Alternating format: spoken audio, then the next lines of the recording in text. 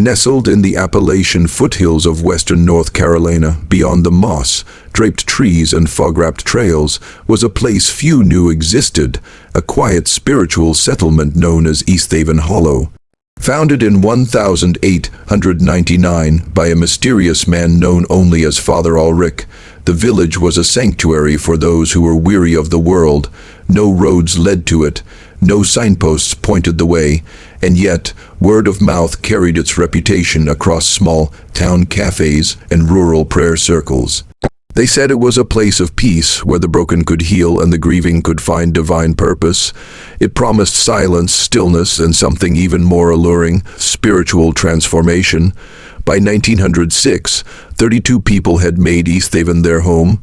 Among them were former school teachers, widows, war veterans, and craftsmen, ordinary people burdened by loss, trauma, or disillusionment with modern society. They weren't fanatics or radicals, they were simply tired. They lived simply: log cabins, communal gardens, hand-built wells. Children played by candlelight, while adults sang hymns in the chapel Father Ulrich had built with his own hands. The air was thick with incense and wild lavender.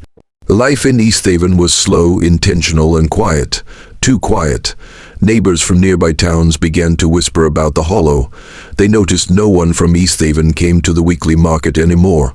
The postmaster said letters had stopped being sent or received. And when one traveling merchant tried to visit and sell his winter goods, he returned pale and shaken. There was no one, he said, not a dog, not a voice, just stillness. Sheriff Will Hargrave, a man more comfortable on horseback than with mysteries, agreed to ride up into the mountains. It took him 2 hours to reach the edge of the hollow. What he saw when he arrived would haunt him for the rest of his life. All 32 villagers were dead. They weren't scattered. There were no signs of violence or panic. No blood, no forced doors. They were laid out in perfect formation, side by side on the chapel floor, as if sleeping. Each had their hands crossed gently over their chest. Each wore a white linen robe. Candles burned beside them, hundreds of them, casting flickering shadows over peaceful, lifeless faces. It was not a massacre. It was not an accident. It looked like a ritual, but why and how, no notes. No poison found initially, no signs of decay, though the coroner suspected they had been gone for more than 48 hours. The only person unaccounted for was Father Ulrich.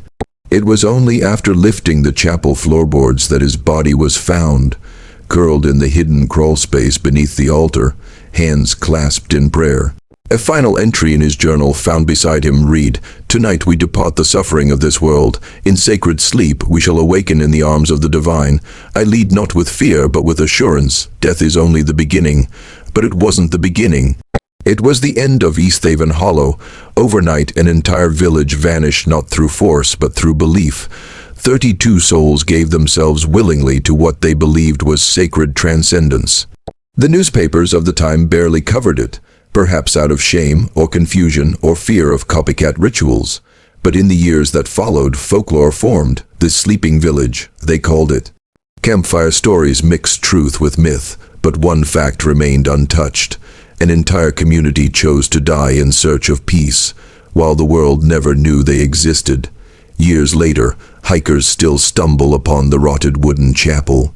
A few stone markers remain. The wind that moves through East Haven Hollow is oddly still, as if mourning the people who tried to outrun their pain with silence. The tragedy of East Haven isn't just about mysterious death. It's about how powerful belief can be in the wrong hands.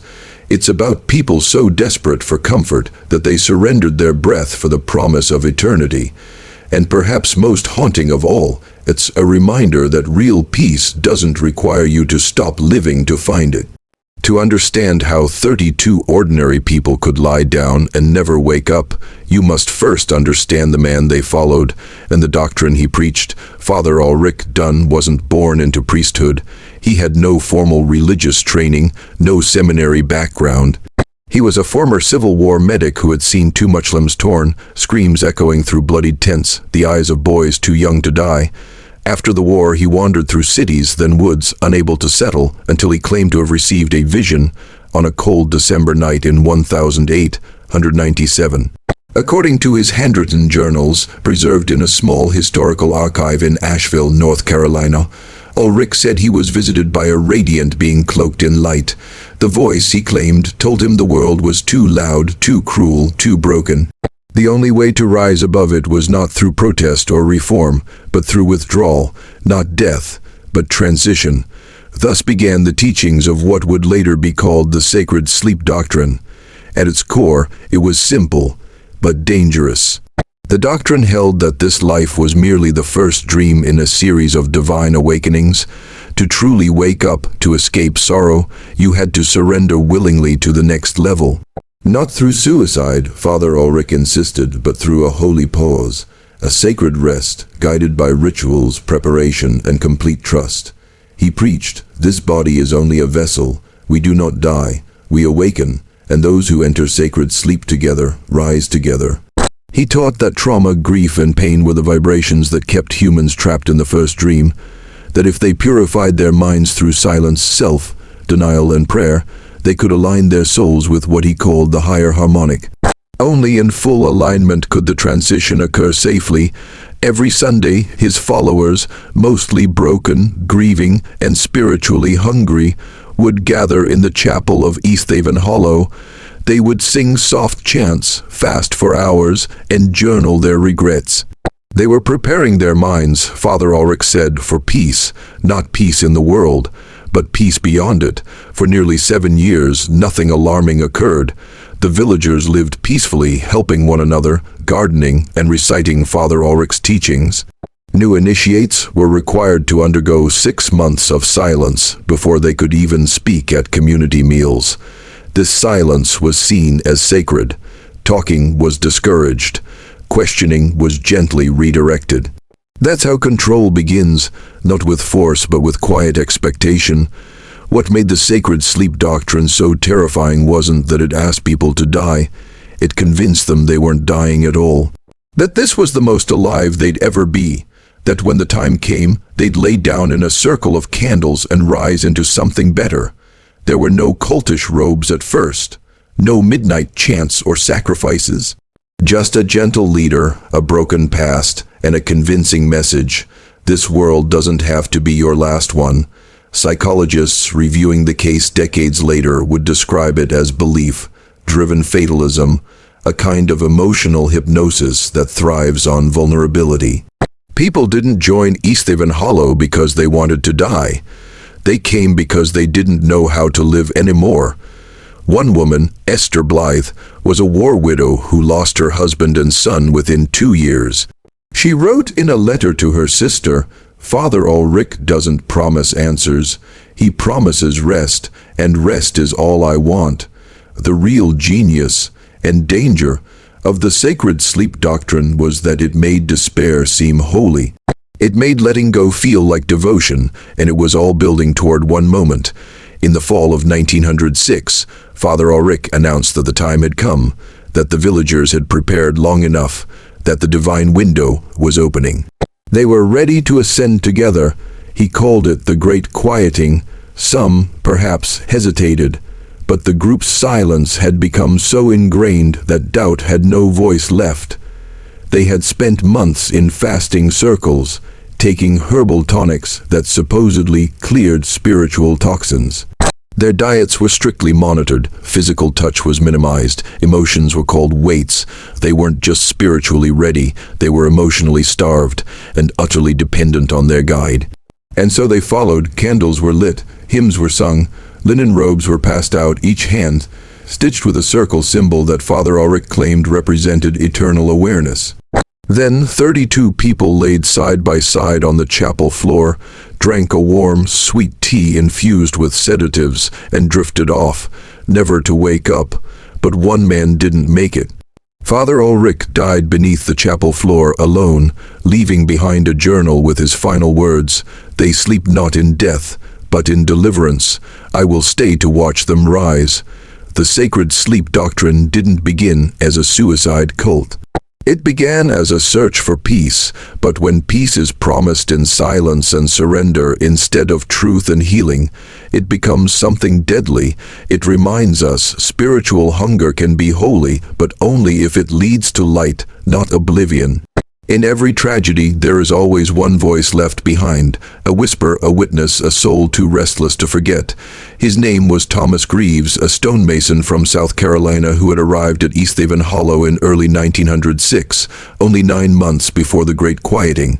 He wasn't seeking spiritual revelation. He wasn't even sure he believed in much at all. He came, as he would later write, just looking for a place to breathe again. Thomas had lost his wife to tuberculosis and his daughter to scarlet fever. 2 funerals, 1 winter, no time to grieve. By the time he arrived at the chapel nestled in the wooded outskirts of Asheville, he was hollowed out, quiet but not faithful, alone but not blind. The doctrine felt strange to him from the start, but not dangerous. Just detached, and after all, detachment was exactly what he wanted. The villagers welcomed him with warmth and soft eyes. No one pressured him. They offered him food, silence, space, and most dangerously, peace. Father Ulrich saw something in Thomas. He often said Thomas carried the weight of memory, and memory, Ulrich preached, was the chain that bound souls to this lower world. The more Thomas tried to stay distant, the more he was drawn into the rhythms of the community.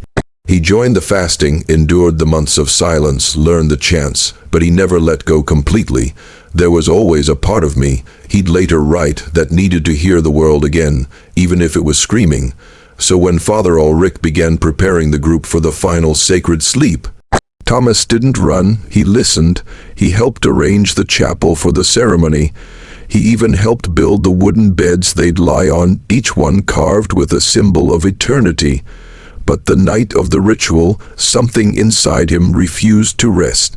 The tea was warm in his hands. He sipped it slowly, watching the flicker of candles. He saw Esther Blythe smile faintly before closing her eyes. He watched a boy no older than 16 grip his mother's hand as they laid down. He heard the soft chanting echo through the rafters. He was supposed to drink the whole cup. He didn't. Minutes passed. One by one, their breath slowed. The room grew quieter. Thomas lay still, eyes closed, waiting for sleep to take him. But it never did. Instead, he began to shake. His heart pounded, not from fear of death, but from the realization that death was the only thing happening around him. This wasn't a transition. This wasn't a divine awakening. This was silence weaponized. This was hope betrayed. He sat up. Around him, 32 bodies lay motionless, some with smiles, some with tears still wet on their cheeks. The air was still heavy with incense. Father Ulrich was kneeling at the altar, eyes closed, murmuring a prayer. When Thomas stood, Ulrich looked at him, not with surprise, but with sorrow. "You were not meant to wake," the priest said softly. And yet, Thomas replied, "Here I am." What happened next is uncertain. Some believe Thomas fled immediately, running barefoot through the woods until he reached the nearest town. Others say he stayed the night, weeping among the bodies, too broken to move. What is certain is this: Thomas survived. He was the one who told the story, the one who alerted authorities, the one who buried the 32 followers in marked graves behind the chapel. But he never escaped. He never remarried, never found peace, and most haunting of all, he never slept. Neighbors described him as kind but haunted. He'd walk his property late at night, lantern in hand, whispering names. He carved all 32 gravestones himself, returning every year to repaint the names so they wouldn't fade. In a journal found after his death in 1931, he wrote, "I do not sleep because I have seen the cost of it. I do not rest because they never awoke. I am the reminder, awake, afraid, alive." His story is more than survivor's guilt. It is a warning. It's a testament to how even the softest lies can lull entire communities into silence. It's about the price of peace without truth. It's about how easy it is to fall asleep when someone promises your pain will vanish in dreams. But most of all, it's about the courage it takes to stay awake when everyone else is ready to surrender. Thomas Greaves was not a prophet. He was not a hero. He was just a man who couldn't sleep, and maybe, thank God, he didn't. When the sacred sleep was first mentioned in the writings of Father Ulrich, it sounded poetic, even peaceful. He called it a divine merging of the human spirit with the eternal consciousness. But as investigators and surviving accounts began to piece together what truly happened in East Haven Hollow, a far darker truth began to emerge. one not of spiritual ascension, but of manipulation, desperation, and ultimately, control. The ritual was not ancient nor rooted in forgotten scripture. It was invented, entirely and deliberately, by one man who was losing control of the people who once saw him as their shepherd. To understand the truth behind the ritual, we must go back to 1903, when Father Ulrich Hennings founded what he called the Gentle Order of Final Light. At the time, Easthaven Hollow was a neglected piece of woodland, far removed from public roads and oversight. It was perfect for someone who wanted to create a secluded world of their own. At first, his community appeared harmless. People who had suffered loss, addiction, abandonment, and poverty came to him looking for healing. Ulrich offered structure, peace, and purpose. He discouraged gossip and materialism, promoted meditation, simple diets, and silence. His followers were grateful, but soon things changed. Letters that former residents tried to send to relatives were returned or confiscated. Journal entries found later described punishments for speaking out of turn or questioning sermons. Some members were forced to fast for weeks to cleanse the soul of rebellion. Outsiders were no longer welcome, and members who tried to leave were often shamed or mysteriously disappeared from daily routines. Then came 1906. By that point, the group had dwindled in spirit. Rumors swirled of members growing restless. Food was becoming scarce. Supplies had to be foraged. Faith was cracking. Father Ulrich knew it, so he turned to something final. In his private journal, recovered by the only survivor, Thomas Greavesall, Rick detailed what he called the absolute surrender doctrine.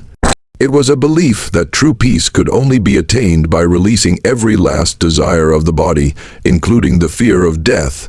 He convinced his followers that this world was a dream and that sleep was the only path to reality. But here is where the deception turned sinister. The sacred sleep wasn't symbolic. It was literal. The final ceremony involved a carefully prepared herbal tea laced with opium, belladonna, and trace amounts of cyanide, enough to stop the heart within hours. Ulrich had researched the compounds. He wrote in his notes, "A quiet passing will be seen not as death, but as transcendence. When they rise no more, they will finally be free." He believed, or at least claimed to believe, that death was an illusion, that those who didn't wake had simply passed through the veil and would be reborn elsewhere. To him, this wasn't mass suicide. It was mass ascension. The chilling part, most of them believed him. Investigators later uncovered chants and mantras that had been repeated daily in the final weeks. "I close my eyes not to sleep, but to see. My breath is not mine. It belongs to the eternal. To wake again, we must first sleep forever." These were not empty words. They were mental conditioning, daily repetition.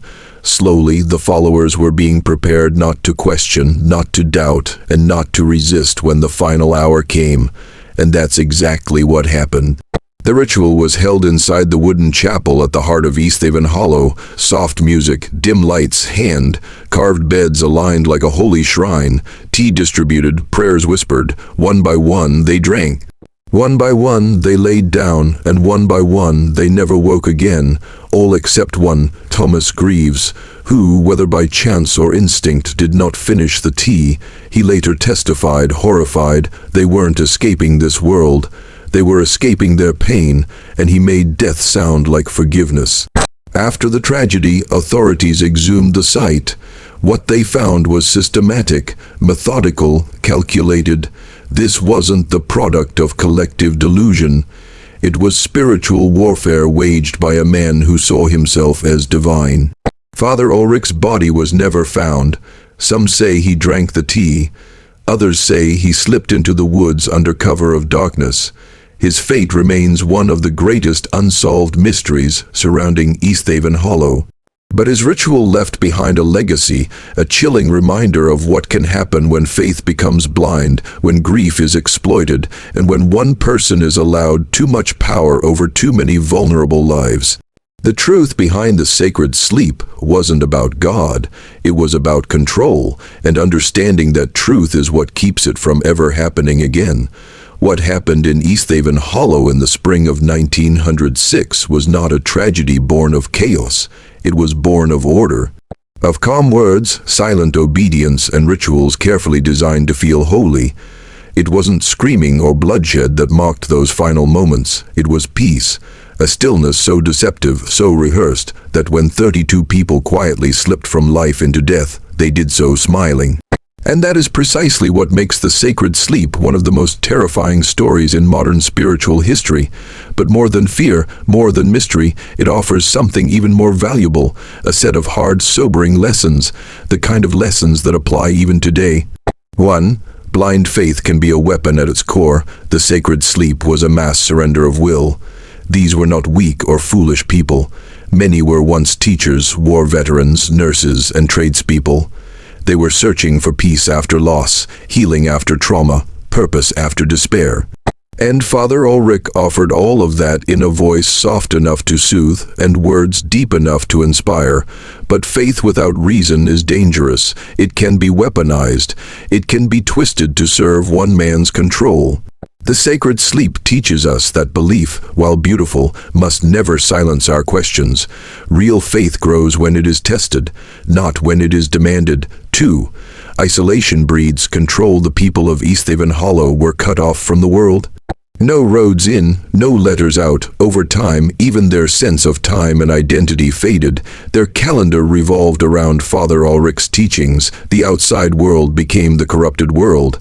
And with no one to challenge their leader, his voice became law. This isn't just historical, it happens in modern society. Cults, extremist groups, even manipulative relationships often begin by isolating their victims, emotionally or physically. Isolation weakens resistance. The story reminds us to stay connected to multiple sources of truth. Diversity of thought is protection. 3. The most dangerous leaders are the ones who promise peace. History has shown that tyrants rarely rise with swords. They rise with promises. Hitler promised pride. Jim Jones promised justice. Father Ulrich promised peace. It's easy to spot the threat in anger, but peace is seductive. When people are hurting, grieving, or uncertain, they will often accept any version of peace offered to them, no matter the cost. Easthaven teaches us to be cautious of anyone who offers peace in exchange for silence, loyalty, or the surrender of critical thought. Real peace doesn't ask for your mind, it welcomes it. 4.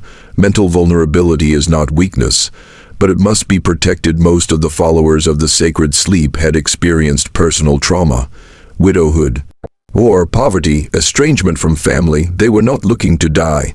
They were looking for a place where their pain made sense. But the vulnerable mind is a soft target. Today, in a world filled with online conspiracies, manipulation, and digital cults, this story reminds us of the importance of mental health. Emotional wounds must be acknowledged and healed, not numbed with ideology. Therapy, community, healthy conversation. These are our defenses. 5. The value of a single survivor. Thomas Greaves survived the ritual. He didn't drink the tea. He watched as his friends, family, and even the woman he loved laid down never to rise again. For months he remained silent. Then, in grief and guilt, he told the truth. And because he did, the world learned. There is a profound lesson here. One voice, even trembling, can shatter an illusion. One survivor can expose a lie. One truth teller can change the course of history. When we're afraid to speak, whether about injustice, abuse, manipulation, or wrongdoing, we must remember Thomas. Survival is not shameful. Silence is not strength. And truth, though often unwelcome, is always sacred. 6. Peace must be chosen, not imposed. The sacred sleep wasn't peace. It was escape dressed in silk robes and hymns. Real peace is active. It requires work, it demands balance, it listens, it grows. Ulrich offered peace by telling people to let go of everything, to stop thinking, to stop hurting, to stop living. That's not peace, that's surrender. It's not a lesson in holiness, it's a warning against false prophets. In our own lives, when we seek peace, we must do so honestly, through healing, forgiveness, boundaries, and truth. Anything else, any shortcut, may feel good, but it will not last. The 32 peaceful deaths of 1906 were not acts of enlightenment. They were sacrifices on the altar of control. But the story left behind doesn't need to haunt us. It can guide us. It reminds us of how quickly love, faith, and community can be twisted when handed to the wrong hands. Let the names of the lost live not in fear, but in wisdom, and let their stillness awaken our awareness. Some stories aren't whispered to terrify, they're told to remind. The tale of the 32 people who never woke up, who laid down in peaceful obedience during the sacred sleep of 1906, is not just a tragic footnote in history. It is a mirror, a warning, a quiet echo that grows louder with time. As unbelievable as it sounds, what happened in that small village wasn't an isolated event. It was a symptom of something still alive in our world today: blind obedience, spiritual manipulation, and the search for peace in all the wrong places. That is why this story must be told, not to sensationalize death, not to exploit pain, but because buried beneath the ritual is something even more chilling: the silence that followed. 1. Because they were real people. Too often, we forget that history is built not on headlines, but on human lives. Those 32 souls weren't just nameless victims. They were parents, lovers, workers, dreamers. They lived, they hoped, they feared, and in the end, they trusted someone they shouldn't have. Their story must be told because they mattered. Their trust was betrayed, and their deaths were hidden from the world for decades. Telling their story restores something to them: dignity. It honors their memory by refusing to let it disappear. 2. Because silence protects the wrong people after the sacred sleep, there was a deliberate effort to erase the event. Records disappeared, journals were burned, the location of the village was never publicly disclosed. The man who led them, Father Ulrich, vanished without a trace. That kind of silence is not accidental. It's strategic, and it's dangerous. When we don't talk about manipulation, especially spiritual or emotional, we leave the door open for it to happen again. Telling the story reclaims the truth. It sends a message to every survivor of control, cults, abuse, or deceit. You are not alone, and your silence does not have to continue. 3. Because it still happens today. Just in different forms. You may think that no one would fall for something like sacred sleep today, that we're too advanced, too connected, too skeptical, but cults still exist. Online radicalization is real. Charismatic leaders still preach peace in exchange for loyalty. False prophets promise healing if you just stop thinking for yourself, and all of it, every last bit, still begins with people looking for hope. This story must be told because it's not just about the past, it's about the present, and if we listen closely, it's about protecting the future. 4. Because faith deserves to be protected. Some will say this story attacks religion or spirituality. But in truth, it does the opposite. The sacred sleep was not the result of too much faith. It was the result of faith being weaponized.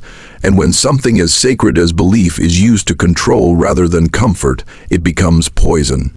By telling this story, we draw a line between genuine faith, which uplifts, empowers, and connects, and false faith, which isolates, intimidates, and destroys.